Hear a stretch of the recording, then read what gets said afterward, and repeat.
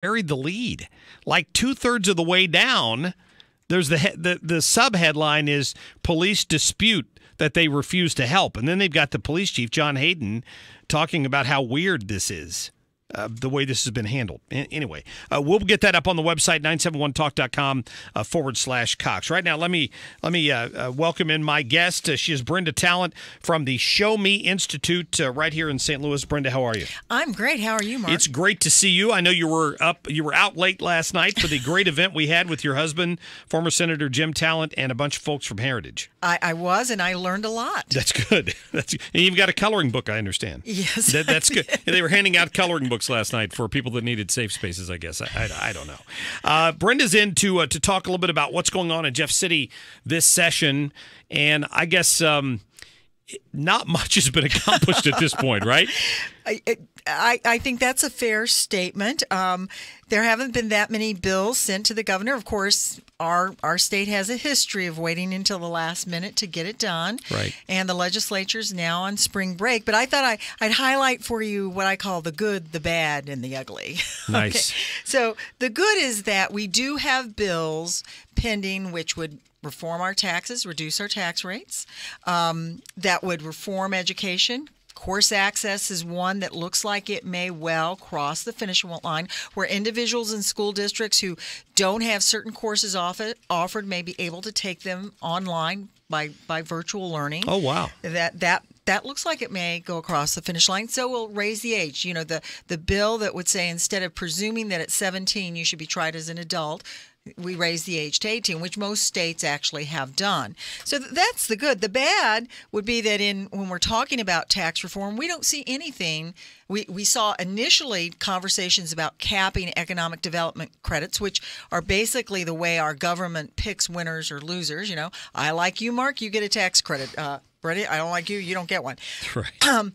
And when these bills were introduced, we saw caps being placed on those. Right now, we're not seeing any of those. They've been taken off. Huh. So we don't see caps on economic development credits. And the ugly is one I think we've talked about before, or that you've talked about with Show Me People before, and that is this whole proposal that we study charter schools for 22 months before we do anything more with them. So that's sort of a broad overview.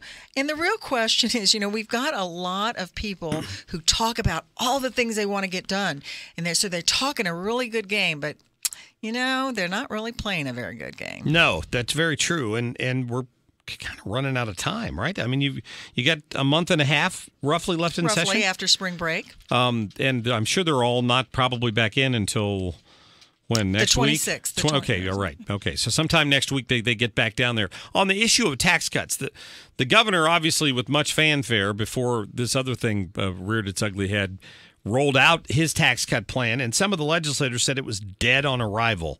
What is Show Me's position on the kind of tax reform we need to see down there? Is there an ideal bill you'd like to support? Well, we never see an ideal bill, but there are bills that move in the right direction. So there's one that the Senate has proposed that would take our income tax rate down, and it would tie it to revenues generated. So it would keep notching it down, and if we generate enough revenues, you can get to zero. Oh, wow. Over a term of years, obviously. It also it originally placed caps on economic development credits to help pay for that offset. We also saw in there some proposals for a gas tax to help our infrastructure. In the House, there's a bill that's moving its way through. It only takes our tax rate down to, I want to say, 5%. It doesn't keep incrementally reducing the tax. Mm-hmm. And for dealing with infrastructure, my recollection is that what it proposes is an increase in fees, so vehicle registration, those types of things. But again, there's nothing dealing with capping economic development credits, which if you eliminated those, you could eliminate the corporate income tax. Well, and I know in talking to Senator Bill Eigel about some of his ideas on that, he was not in favor necessarily of hiking transportation taxes or fuel taxes, but he did see that as more of a user fee to Absolutely. help with fixing the highways and all that, right? And we would agree with that. Yeah. I mean, people using a public asset ought to help pay for it. So that makes a lot of sense to us. Yeah. And back to the charter school issue, we did have someone in talking about that, and that's frustrating to a lot of people because, and even the president was taking some criticism for this the other day because he doesn't like committees being formed because they seem to take forever to make decisions. And isn't that what we're talking about here? Sending this to under some sort of 2-year-long study before we know what to do with it? Mark, are you trying to push my button? I am. Charter schools have been around for almost 3 decades. We have studied them. You can go on the internet, do a Google search. You'll find the answers if you're looking for them. And if you're truly sincere about education reform, you don't need to study it. It really is a way of protecting the status quo. It's people saying, you know what? We're not going to look you in the eye and say we don't want to do anything, but we don't want to do anything. Yeah. And it's very frustrating. And again, when you look at what's going on in the legislature, we hear about distractions. Well, I don't know about you, but I'm capable of handling multiple projects, maybe not all at the same time, but I can do them within the day if I order my day. So there are a lot of important things that would increase the liberty and freedom of Missourians and really help Missouri begin the process of growing, keeping people, attracting people. And it's just not being done. On the issue of education, that idea that you talked about of being able to, if a course wasn't available, go online and take it. I mean, universities do that all the time. What's the opposition to that idea? Do you know? Well, I would be in part speculating. I think my director of education would know. But here's what I would suggest. Part of it is if you take these online courses, the school will need to pay for them. But it's not very much. So, in other words, every school gets a certain amount of dollars for every student in their school.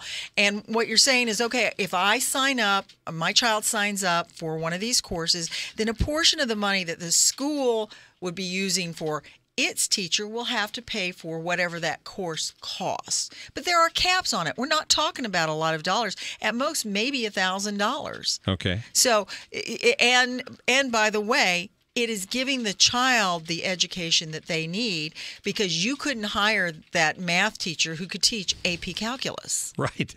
Yeah, there's a lot of common sense there. Absolutely. I don't know why more people wouldn't do that. And it also would, obviously if you're doing virtual learning, that's for certain kinds of students. And again, it is offering options for people who learn differently to learn well. And I really don't get it when people stand in the way of that and create more of a bureaucracy. Well, actually, I do get it because they like to stand. I do get it. You see it all the time. So there you have it. Roughly 4 bills have made it to the governor's desk, and there's usually a flurry of activity at the end of the session, which is about a month and a half away.